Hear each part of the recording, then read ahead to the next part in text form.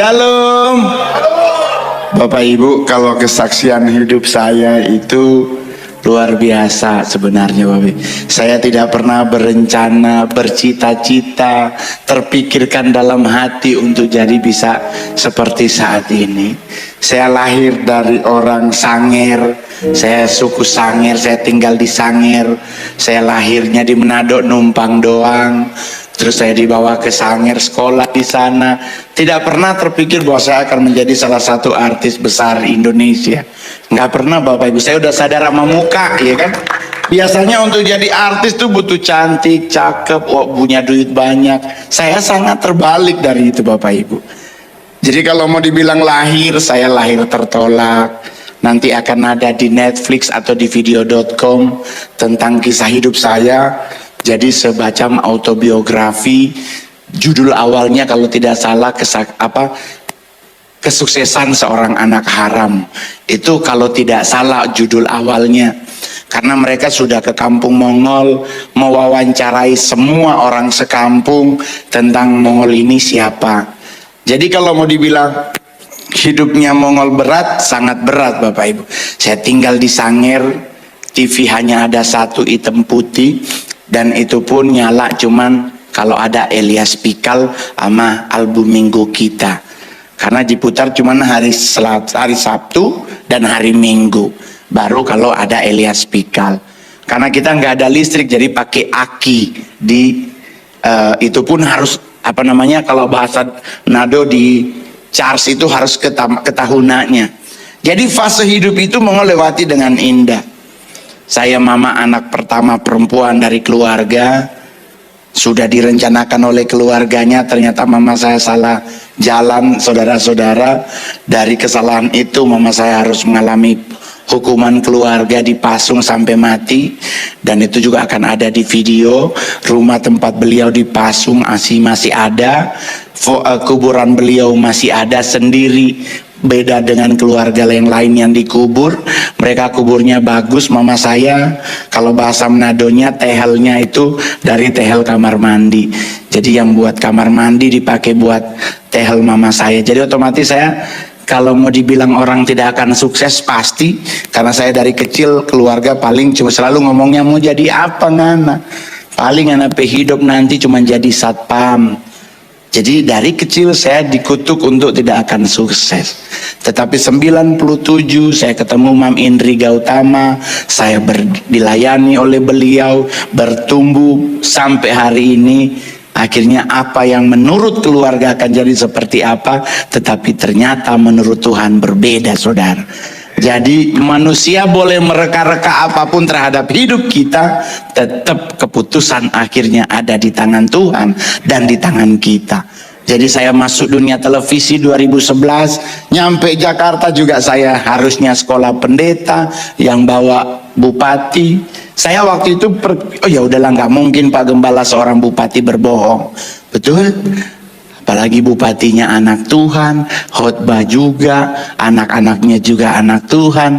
Saya diajak langsung oke. Jadi saya naik kapal Lambelu ekonomi dek 2. Jadi kita di bawah banget sebelah sama mesin. Pokoknya kalau kapal Lambelunya tenggelam, yang paling pertama mati kita. Karena udah nggak sempat naik ke atas ya kan.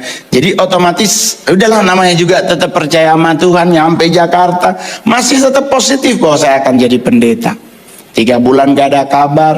Datanglah suami istri ini bilang kalau saya udah telat mendaftar. Dan saya ditawarin sekolah musik gereja di Proskuneo Bandung. Saya pingin main drum.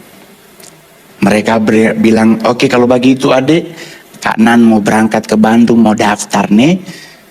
Nggak ketemu lagi 2017. Saya udah artis, udah stand up komedi terbaik, terlaris, termahal, terkaya di Indonesia. Jadi ada yang bilang, tapi kan kamu mau kayaknya udah pindah agama. Di atas mimbar ini saya kasih tahu buat semua yang hadir hari ini, saya tidak akan pernah menjual Yesus Kristus dari hidupku. Yang kedua, selama babi kecap Nado masih ada, saya akan tetap makan babi kecap. Apalagi kalau dia panas-panas sayang, aduh. Simon Petrus Zebedeus lewat kita cuek akang bang. Jadi saudara-saudara, kalau orang mau bilang, tapi kan bang, nggak ada tapi-tapian. Saya sukses, saya berhasil karena Tuhan Yesus. Nggak mungkin pak jadi artis muka kayak Mongol. Kalau saya jadi artis ya pasti figuran doang, kebagian jatuh dari pohon gitu, ya kan. Tapi nggak apa-apa, saya juga main sinetron begitu, diganteng-ganteng serigala, cuman manggilin Aliando, bro, ditabrak mobil, udah pulang. Nggak apa-apa, yang penting kan udah masuk 8 jutanya. Ya kan, sekarang Anda bayangkan ditabrak mobil aja dapat 8 juta. Apalagi gendong babi. Saya di Maija pengen ke Mekah, saya gendong babi, babinya asli lagi. Orang nanya kenapa Mongol ambil, syuting sehari dibayar 33 juta. Jangankan satu babi, satu kandang kita gendong. Henting doi masuk gitu. Manado sayang gitu. Jadi everything about money gue ambil. Yang penting tidak melanggar firman. Jadi kalau orang nanya, tapi kan Bang Mol nggak ada tapi-tapian. Karena buat saya, untuk bertahan iman, karir itu hanya berkat dari Tuhan. Tapi bagaimana kita bertahan, itulah yang namanya melekat di gereja. Saya boleh pak bangun gereja Pagem. Jakarta modal bangun gereja 1-2 M. Bisa, saya udah ditawarin, license gereja udah dikasih. Gampang Pak Mongol, ambil 1,5 tahun bisa jadi pendeta. Saya bilang enggak. Tuhan belum bilang ke Mongol kalau saya harus bangun gereja. Orang nanya kenapa kak? Bukannya gampang. Pertanggungjawabannya yang berat. Bangunnya tuh gampang bos. Tetapi bertanggung jawab terhadap jemaat itu yang paling mumet. Jadi kalau orang bilang Mongol bangun gereja jauh nyanda kita. Kenapa? Karena hidupku pun belum bisa aku pertanggungjawabkan kepada Tuhan. Mongol masih main film jadi bencong pak. Saya putra Sulawesi Utara paling banyak main film, bisa ngalahin Vero Walando, gantengnya, haleluya, kayak malaikat Tuhan kecakapan mereka. Itu kalau mereka ditaruhin sayap dikirain malaikat loh. Tapi saya paling banyak main film, 41 layar lebar sudah saya bintangi. Ya kan?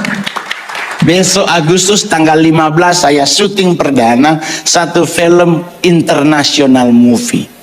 Sutradara, Astrada, DOP, artnya semua orang Amerika. Saya pemeran utama 2. Kalau bukan karena Tuhan Yesus, nggak mungkin. Amin. Anda bisa bayangkan muka seperti Mongol tayang di Hollywood, gitu? Karena filmnya pemeran utamanya orang Jepang. Asli dari Jepang. Terus orang nanya, terus gimana kalau nanti di lokasi syuting ngobrol? Saya kasih tahu sama pihak produsernya, boleh nggak jangan ditemuin di satu lokasi yang sama. Tadi yang ngomong apa kita yang mumet ya kan? Tapi ternyata dari pihak PH-nya disediakan apa namanya? Penterjemah. Oh bagus lah. Ya, jadi hidup itu santai Bapak Ibu. Saya nggak pernah ribet. Orang hati-hati ngol naik pesawat. Lu kan ibadah di Surabaya pagi, naik kereta aja ngol. Sekarang angin kurang bagus. Mongol langsung bilang, emang kira naik kereta nggak mati? Sama aja pak. Kalau bicara mati, saya saksi hidupnya. Saya harusnya jadi salah satu korban Selat Sunda tsunami. Saya MC di acara PLN itu, yang menewaskan teman-teman dari Seventeen. Saya MC-nya pak. Saya udah di booking, udah di DP. 3 hari sebelum acara rubah konsepnya. Tadinya Elmen yang ngisi diganti Seventeen. Coba kalau bukan Tuhan Yesus yang bantu, habis Mongol. Karena sekalipun saya orang Manado, jago batobo, bahasa Manadonya jago berenang, ketimpa rijing tetap menghadap Tuhan. Iya toh, betul toh. Jadi kalau Tuhan yang kita percaya namanya Yesus Kristus, pasti akan meluput kita dari segala macam hal-hal yang tidak baik. Yakini pak, saya kena COVID 2011. Saya setiap hari ada rekam jejaknya di media. Setiap hari nganterin makanan se-Sulawesi Utara di 3 kabupaten 3 kota. Setiap hari pagi, siang, dan malam. Nggak kena COVID. Diundang Natal Polda Kaltim. Kena COVID. Yang tadinya 6 bulan tiap hari ke rumah sakit. Nggak kena. Acara gereja kena. khotbahnya Papi Gilbert, pengisi acara saya Yudika sama Citra Solastika. Saya yang kena sama Judika yang kena, Citra nggak kena. Kan lucu ya. Orang bilang, aduh Ngol, hati-hati Ngol, bye-bye mau game. Ngol bilang, enggak. Tuhan yang janji dalam hidup Mongol, rancangannya dalam hidupku adalah damai sejahtera, bukan kecelakaan. Dan Anda tahu, saya sampai diundang TV karena saya sembuh dari COVID hanya dengan modal 378.000. Teman-teman artis yang lain suntik vitamin C 10.000, vitamin B 10.000, Mongol enggak, 375.000, 378.000. Dokternya masih ada, resepnya masih ada. Orang nanya, kenapa Bang Mongol sembuh? Setiap hari pagi berjemur, jam 4 sore live TikTok, live IG sambil nyanyi lagu Hillsong. Mau fales kayak terserah. Kan tahu tuh netizen, Bang mending jangan nyanyi Bang, baca puisi aja suaranya jelek. Nggak apa-apa karena suara jelek, itulah kenapa kita harus ke karaoke. Karena kalau Anda tahu yang datang ke Inul Vista dari 10 orang 9 suaranya fales. Dan yang paling lucu yang suaranya jelek paling banyak milih lagu. Gitu. Iya kan, saya nih ngundang orang-orang Manado Pagem. Saya ulang tahun selalu bikinnya di Inul Vista. Pertama karena kenal sama Mbak Inul, pasti diskonnya 70% itu. Lebih murah karena kalau teman-teman saudara-saudara suruh datang ke rumah, Gucci, kursi kalau boleh bawa pulang, orang bawa pulang. Jadi enak bikin di tempat yang ada ruangannya 40 orang boleh masuk. Duh, yang jelek tuh dia borong lagu. Oleh sebab itu yang suaranya jelek, apa yang harus Anda lakukan? Ke gereja. Ke gereja nih kalau segini semua nyanyi nggak kedengeran suara kita jelek, ya kan? Jadi Mongol selalu bilang kan kalau di gereja, saya sampai hari ini sebagai jemaat GBI, gereja saya di Sunter sudah 16 tahun berdiri. Gembala sidang saya seorang ibu janda. Beliau membangun gereja dengan nol, dengan imannya kepada Tuhan. Saya boleh pindah di gereja GBI Glow, saya boleh pindah di gereja GBI Senayan City, saya boleh pindah ke GBI NDC, saya bisa pindah di gereja besar manapun, tetapi saya sampai hari ini tetap di gereja GBI Sunter Kirana. Orang nanya, kenapa Mongol? Karena iman kita bertumbuh di gereja. Otomatis kalau Anda hari ini yang datang hanya sebagai simpatisan, pingin nonton Mongol, kalau belum punya gereja lokal, bergabunglah dengan gereja GBI Goshen. Kenapa? Iman kita akan bertumbuh secara sempurna. Kalau Anda datang ibadah hanya nyari kesaksian artis, Anda kalau lihat di TV nanti kecewa, Anda akanlah jauh dari Tuhan. Tapi kalau Anda lihat gembala sidang, Anda lihat Kristus yang disembah di gereja sini, imanmu akan sempurna. Amin. Buat anak muda juga begitu, Bang. Saya di DM di IG banyak banget, Pak. Dan mohon maaf, di IG semua saya yang balas. Jadi kalau Anda DM Mongol di IG, yang balas itu Mongol sendiri, tidak pakai manajemen. Saya yang jawab sendiri. Yang nggak Mongol jawab adalah minta bantuan bayar utang pinjol. Itu nggak akan pernah Mongol balas, langsung Mongol blokir. Banyak sekali, Bang boleh bantu Bang, saya udah dikejar-kejar 4 pinjol, 1 aja pinjol nggak akan gua bantu, apalagi 4. Kenapa? Karena buat Mongol saya boleh hidup hedon, mampu Pak. Saya stand up keluar dari Jakarta itu harus bayar 70 juta. 70 juta bayaran Mongol keluar kota. Cak Lontong konon kabarnya 100 juta. Saya kalau dihitung 70 juta, mobil gembala di Pegadaian. Ya toh? Tapi berapa saya kalau diundang gereja? Terserah gereja mau kasih berapa. Itu yang Mongol terima. Kalau nggak pasti, nggak apa-apa, tapi keterlaluan. Jadi kalau mau dibilang, Bang, sukses hari ini, sukses saya bersama Tuhan, tidak bersama orang lain. Saya nggak pernah, kalau boleh jujur teman-teman, kalau orang bilang, wah Ngol, lu pasti begini-begini, sampai hari ini Anda suka nonton TV, Kompas TV punya namanya Suci, pencarian bakat stand up komedi Indonesia. Tapi sampai hari ini saya berdiri di atas mimbar, hanya 2 stand up komedian yang selalu warawiri di acara, saya dan Cak Lontong. Kalau manusia menjatuhkan Mongol, Anda boleh tanya orang rumah. Di pagar digantung segala macam ayam, Pak Gembala, kepalanya ada tapi dagingnya nggak ada, kakinya masih ada tapi yang isi dalam dagingnya tuh, isi dalam perutnya ada digantung di pagar. Banyak banget, sering banget. Bawang putih ditusuk pakai besi kuningan kayak paku, dilempar di rumah Mongol itu kurang lebih udah 3 tahun itu berlaku. Banyak banget orang mencoba, wah Mongol itu jadi artis, itu pasti gara-gara dukun tuh. Itu dia pakai susuk berlian tuh di mulutnya, sampai mulutnya tuh bisa lancar begitu. Mohon maaf Bapak Ibu, saya orang Manado. Berlian ditaruh di mulut percuma. Berlian bagus taruh di mana? Di cincin. Jadi kalau ketemu orang, shalom. Itu shalom. Badada bukan begini, setengah begini. Gitu. Nah sekarang tadi ada yang nanya kemarin di bandara, Bang itu yang dipakai asli nggak? Hanya Tuhan dan Pegadaian yang tahu. Ya, saya kebetulan trademarknya tuh selalu penuh dengan bling bling. Jadi yang saya pakai selalu unsurnya berwarna kuning. Tapi kalau Anda mau lihat depan sama belakangnya beda warna. Nggak apa-apa karena lupa ngekrum. Jadi ngadepin hidup santai aja. Ada banyak hamba Tuhan suka ngomongin Mongol. Lu kalau stand up jangan menjatuhkan harga diri gereja. Saya sampai hari ini stand up komedian, saya selalu bawa materi agama Kristen, tapi tidak pernah kujatuhkan harga diri Tuhanku. Aku kalau Anda pernah dengar Mongol stand up marah-marahin pendeta, kenapa doa minta Tuhan suruh datang, karena itu keresahanku. Karena di gereja saya baca Alkitab, ternyata kalau Tuhan datang itu kan kiamat, Pak.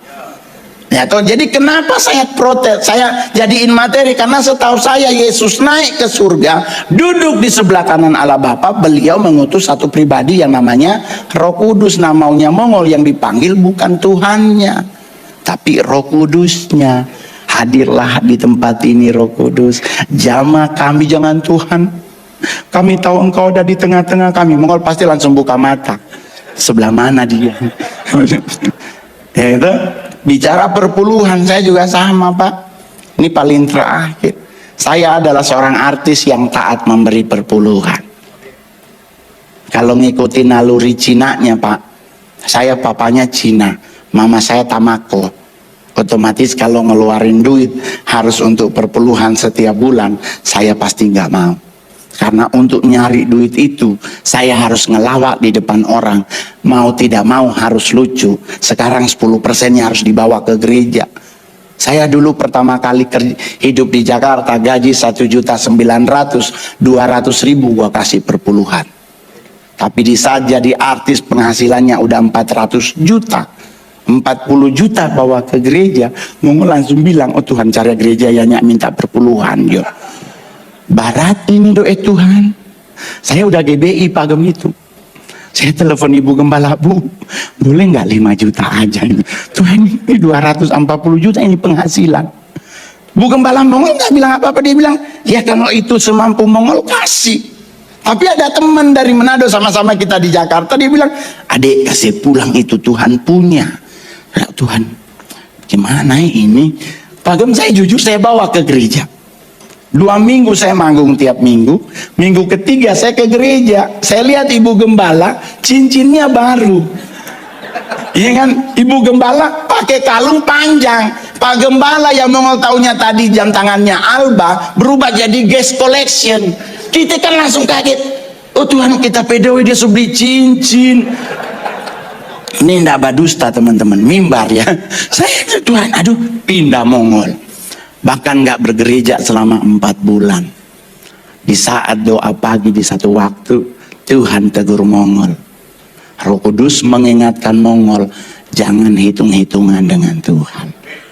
Dari situ pagem sampai hari ini saya selalu taat memberi, dan terbukti Maleakhi 3 ayat 10, ujilah aku apakah ada makanan di atas mejamu.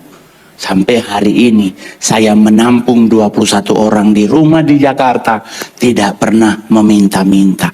Kenapa? Di saat nggak ada duit masih ada cincin yang bisa dibawa di Pegadaian. Jadi saya merombak segala sesuatu, bukan dipermudah, tapi kalau memang itu Tuhan izinkan terjadi. Saya lewati kasus COVID 3 tahun nggak ada pekerjaan, tapi tetap Tuhan tolong. Jadi orang nanya, terus gimana bang, abang bisa menang dari perpuluhan? Saya kasih strateginya. Saya ikutin gayanya Esther. Di saat Ahasyaweros memberi uang kepada dirinya, saat itu juga dia titip lewat Mordekai untuk suruh bawa ke rumah Tuhan. Saya juga sama. Saya persembahan kasih nanti dikasih 10%-nya akan langsung mongol transfer ke gereja. Nggak nunggu bulan. Karena kalau ditunggu ngasihnya di awal bulan, udah habis Pak. Jadi saya besok jam 1 siang, saya live di Brownies. Dapat fee kurang lebih 15 juta. Berarti 1.500.000 itu punya Tuhan. Saya transfer langsung. Jadi saya masih megang 13.500.000. Jadi saya nggak akan pernah sakit hati. Karena yang hilang cuma 1,5. Besarnya masih di tangan. Jadi Bapak Ibu kalau dapat berkat, langsung ditransfer aja. Jangan nunggu per bulan. Habis itu doi. Bayar listrik, doi sekolah, doi sepatu.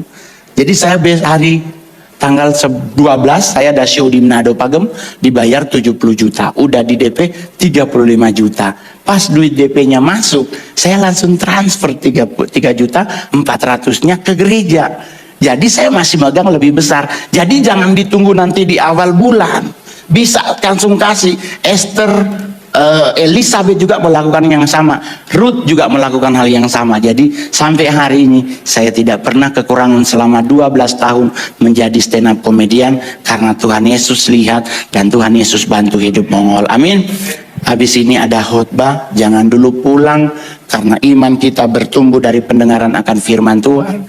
Nanti kita pulang setelah doa berkat.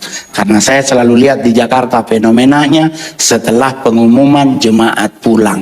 Sedangkan kita ke gereja, kita minta doa berkat dari Tuhan. Jadi tunggu ibadah sampai selesai baru pulang. Setuju? Tuhan Yesus memberkati. Selamat hari Minggu.